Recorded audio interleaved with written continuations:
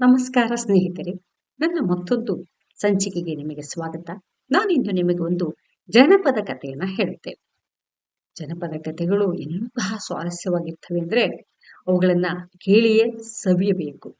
ನಮ್ಮ ಜನ, ನಮ್ಮ ಹಿರಿಯರು, ನಮ್ಮ ಪೂರ್ವಿಕರು ತಮ್ಮ ಹಿಂದಿನ ದೈನಂದಿನ ಕೆಲಸಗಳನ್ನ ಮುಗಿಸಿ ಹಾಡುಗಳನ್ನ ಹಾಡ್ತಾ, ಕಥೆಗಳನ್ನ ಹೇಳ್ತಾ, ಕೇಳ್ತಾ ಮನರಂಜನೆಯ ಮಾರ್ಗವನ್ನ ಕಂಡುಕೊಂಡಿದ್ರು. ಎಂತಹ ವಿಪುಲವಾದ ಜನಪದ ಸಾಹಿತ್ಯವಿದೆ ನಮ್ಮ ಕನ್ನಡದಲ್ಲಿ ಗೊತ್ತಾ? ಒಂದು ಅಂತಹ ಕಥೆಯ ನಿಮಗೆ ಇವತ್ತು ಹೇಳ್ತೇನೆ.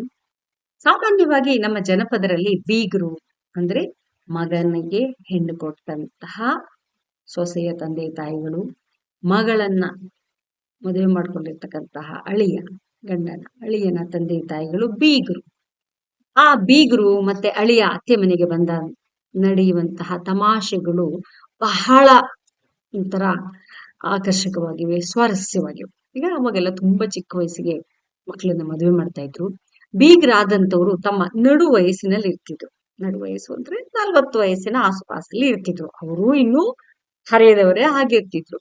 ಹೀಗೆ ಇಂತಹ ಬೀಗರನ್ನ ತಮಾಷೆ ಮಾಡುವಂಥದ್ದು, ಒಬ್ರೊಬ್ರ ಕಾಲು ಎಳೆಯುವಂಥದ್ದು, ಇಂಥವೆಲ್ಲವೂ ಇವತ್ತಿಗೂ ಹಳ್ಳಿಗಳಲ್ಲಿ ಸಣ್ಣ ಪುಟ್ಟದಾಗಿ ಉಳ್ಕೊಂಡಿವೆ. ಮದುವೆ ಮನೆಯಲ್ಲಿ ಆ ಆ ಚಿಕ್ಕ ಮಕ್ಕಳಾಗಿರ್ತಕ್ಕಂತಹ 10-12 ವಯಸ್ಸಿನ ಆ ಮಕ್ಕಳಿಗೆ ಚೆಂಡಾಟ ಆಡ್ಸೋದು, ಒಬ್ರಿಗೊಬ್ರು ಹೆಸರು ಇಳಿಸಿ ತಮಾಷೆ ಮಾಡುವಂಥದ್ದು, ಮತ್ತೆ ಆ ಚಿಕ್ಕ ಹುಡುಗನನ್ನ ಮೊದಲನೇ ಬಾರಿಗೆ ದೀಪಾವಳಿಗೆ ಊಟಕ್ಕೆ ಕರೆಯುವಂಥದ್ದು, ಗೌರಿ ಹಬ್ಬಕ್ಕೆ ಮಗಳು ಅಳಿಯನ್ನ ಕರೆಯುವಂಥದ್ದು, ಇವೆಲ್ಲ ಸಂಪ್ರದಾಯಗಳು, ಆಚರಣೆಗಳನ್ನ ನಮ್ಮ ಜನ ಆಚರಿಸ್ತಾ ಇದ್ವಿ. ಈ ರೀತಿಯಲ್ಲಿ ಚಿಕ್ಕ ಹುಡುಗನಾದಂತಹ ಚಿಕ್ಕ ಹುಡುಗಿ ಆಗಿರ್ತಕ್ಕಂಥ ಆ ಮದುಮಕ್ಕಳು ಅವರವರ ಮನೆಯಲ್ಲೇ ಇರೋರು. ಅದರಲ್ಲೊಂದು ಚಿಕ್ಕ ಹುಡುಗಿ ಮೈ ನೆರೆಯದ ಹೊರತು, ಋತುಮತಿ ಆಗದ ಹೊರತು ಗಂಡನ ಮನೆಗೆ ಬರ್ತಾ ಇರಲಿಲ್ಲ. ಯಾಕಂದ್ರೆ ಗಂಡ ಹೆಂಡತಿ ಕೂಡಿ ಸಂಸಾರ ಮಾಡೋಕೆ ಸಾಧ್ಯ ಇಲ್ಲ ಅಲ್ವಾ? ಹಾಗಾಗಿ ಚಿಕ್ಕ ವಯಸ್ಸಿನ ಹುಡುಗಿಯನ್ನ ಮದುವೆ ಮಾಡಿದ ನಂತರ ಆ ಚಿಕ್ಕ ವಯಸ್ಸಿನ ಹುಡುಗ ಈಗಾಗ್ಲೇ ಅಳಿಯ ಆಗಿರೋದ್ರಿಂದ ಹಬ್ಬ ಹರಿದಿನಗಳಿಗೆ ಅವನಿಗೆ ಆಹ್ವಾನ ಹೋಗ್ತಾ ಇತ್ತು, ಕರೆಯೋಲೆ ಹೋಗ್ತಿತ್ತು. ಸೊ ಆ ಕಾಲದಲ್ಲಿ ಏನು ಫೋನ್ ಇತ್ತಾ, ಪತ್ರ ಬರೀತಿದ್ರ? ಎಂತದ್ದು ಇಲ್ಲ. ಯಾರಾದ್ರೂ ಹೋಗಿ ಅಳಿಯನ ಮನೆಗೆ, ಬೀಗರ ಮನೆಗೆ ಹೋಗಿ ಕರಿಬೇಕಿತ್ತು. ಈ ಸಾಮಾನ್ಯವಾಗಿ ಹುಡುಗಿಯ ಅಣ್ಣನೋ ತಮ್ಮನೋ ಹೋಗಿ ಭಾವನನ್ನ ಕರ್ಕೊಂಡು ಬರ್ತಾ ಇದ್ದ. ಊರು ಚಿಕ್ಕ ಹುಡುಗರೇ ಆಗಿರ್ತಿದ್ರಲ್ವಾ, ಚಿಕ್ಕ ಹುಡುಗ ಆಗಿರೋದ್ರಿಂದ ಕರ್ಕೊಂಡು ಬರ್ತಾ ಇದ್ರು. ಹೀಗೆ ಒಮ್ಮೆ ಒಬ್ಬ ಅಳಿಯನಿಗೆ ಅತ್ತೆ ಮನೆಗೆ ಹೋಗ್ಬೇಕು ಅಂತ ಕರಿಯೋಲೆ ಬಂದಿರುತ್ತೆ. ಇನ್ನು ಚಿಕ್ಕ ವಯಸ್ಸು. ಅವನು ಮೊದಲನೇ ಸಲ ಅತ್ತೆ ಮನೆಗೆ ಒಬ್ಬನೇ ಹೋಗ್ತಾ ಇದ್ದಾನೆ ದೀಪಾವಳಿ ಹಬ್ಬದ ಊಟಕ್ಕೆ.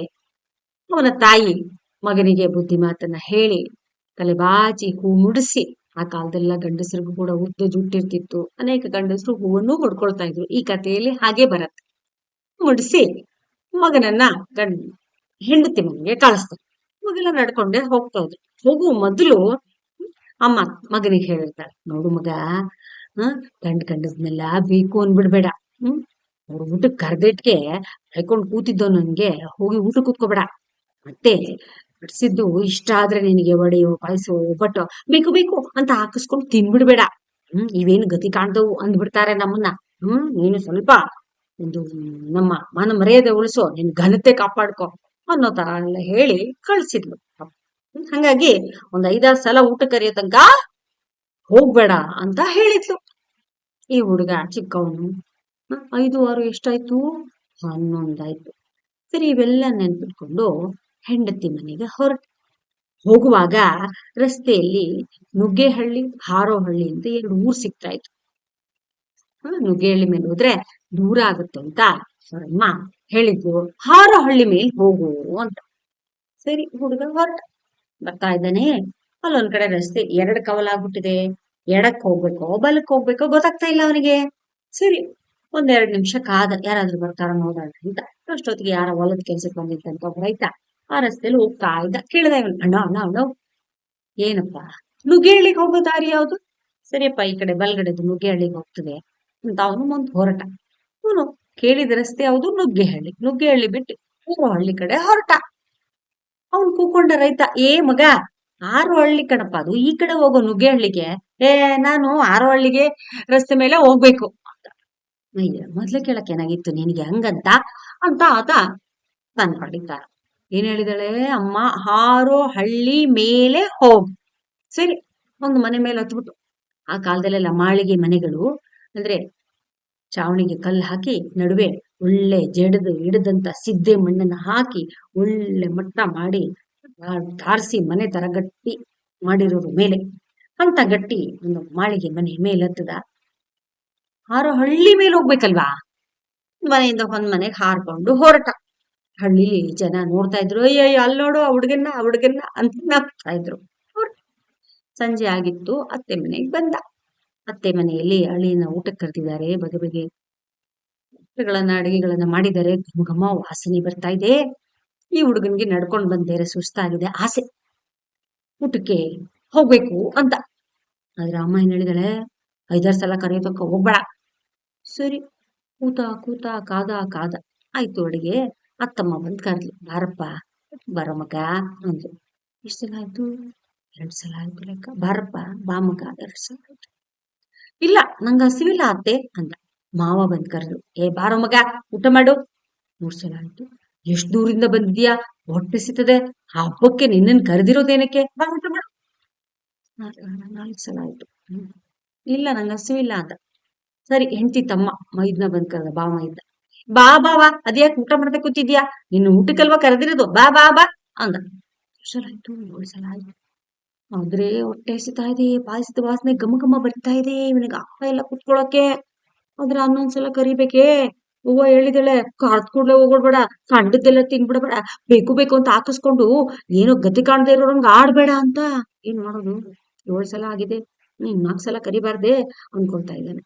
ಆದ್ರೂ ಇರ್ಲಿ ಅಂತ ಹೇಳಿ ಹೆಂಡತಿ ಚಿಕ್ಕಪ್ಪ, ಅವಾಗೆಲ್ಲ ಕೂಡು ಕುಟುಂಬ, ಮನೆ ತುಂಬಾ ಜನ ಇರೋರು, ಹೆಂಡತಿ ಚಿಕ್ಕಪ್ಪ ಹೆಂಡತಿ ಅಜ್ಜಿ ಎಲ್ಲ ಬಂದು ಕರೆದ್ರು. 9 ಸಲ ಆಯ್ತು. ನಂಗೆ ಹಸಿವಿಲ್ಲ, ಹೋಗ್ಲಿಲ್ಲ. ಸರಿ, ಎಲ್ರು ಊಟ ಮಾಡಿದ್ರು. ಅತ್ತೆ ಅವನ ಹೆಂಡತಿ ಇಬ್ರಿದ್ರು ಊಟ ಮಾಡಕ್ಕೆ, ಹೆಂಗಸ್ರಿದ್ರು. ಆಗ ಅವ್ರು ಕರೆದ್ರು, ಎಷ್ಟೇ ಅಲ್ಲಿ ಚಿಕ್ಕ ಹುಡುಗ ಅಲ್ವೇ, ಬಾ ಮಗ ಊಟ ಮಾಡಿದೆ ಮಲ್ಕೊಂಡರೇ, ಬಾ ಮಗ ಅಂತ ಆ ಹುಡುಗಿ ಅಜ್ಜಿ, ಹುಡುಗಿ ಅಮ್ಮ ಇಬ್ರು ಬಂದ್ ಕರೆದ್ರು. ಅವ್ವ 11 ಸಲ ಆಯ್ತು. ಬಂದ, ಊಟ ಕೂತ. ಮೊದಲನೇ ಪಂಕ್ತಿಲಿ ಉಂಡು ಗಂಡಸರೆಲ್ಲ ಚೆನ್ನಾಗಿ ಮಾಡಿದ ಹಬ್ಬದ ಅಡುಗೆ ಎಲ್ಲ ಉಂಡು ಬಿಟ್ಟಿದ್ದಾರೆ, ಕೇಳಿ ಕೇಳಿ ಹಾಕಿಸ್ಕೊಂಡು. ಪಾಯಸ ಹಾಕಿದ್ರು, ಎಷ್ಟು ಚೆನ್ನಾಗಿತ್ತು ಅಂದ್ರೆ ಇನ್ನೊಂದ್ಸಲ ಕೇಳಕ್ಕೆ ಆಸೆ, ಇನ್ನೂ ಬೇಕು ಅಂತ ಆಸೆ.